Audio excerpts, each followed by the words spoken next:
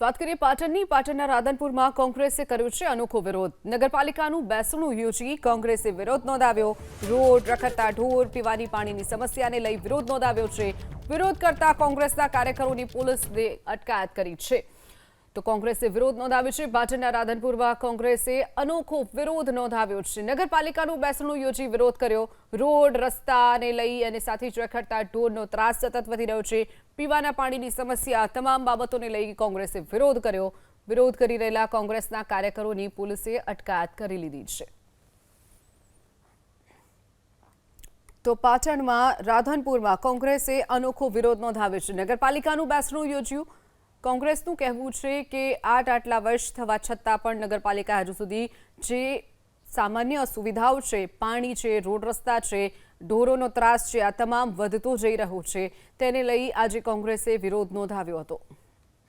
વધુ વિગતો સાથે સંવાદદાતા એઝાઝ મંસૂરી આપણી સાથે ફોનલાઈન પર છે એઝાઝ જે રીતે આજે નગરપાલિકાનું બેસણું યોજી કોંગ્રેસે અનોખો વિરોધ નોંધાવ્યો છે શું વિગતો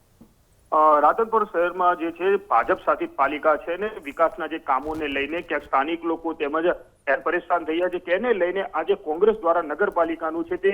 બેસણું યોજવામાં આવ્યું મોટી સંખ્યાના અંદર કાર્યકર્તાઓ પણ ત્યાં જોડાયા હતા અને બેસણાનો કાર્યક્રમ પણ કરવામાં આવ્યો કહી શકાય કે રાધનપુરના જે મેઇન પ્રશ્ન છે રોડ રસ્તા છે રખડતા ઢોર છે પીવાનું અનિયમિત પાણી છે તે અન્ય એવા અનેક પ્રશ્નો છે તેને લઈને વારંવાર કોંગ્રેસ દ્વારા રજૂઆત કરવામાં આવી છે પરંતુ નગરપાલિકા દ્વારા આજ દિન કોઈ પણ કામગીરીમાં સહકાર આપ્યો નથી તેને લઈને કોંગ્રેસ દ્વારા વારંવાર પણ વિરોધ કર્યો છે ત્યારે આજે નગરપાલિકાને બહાર જ બેસીને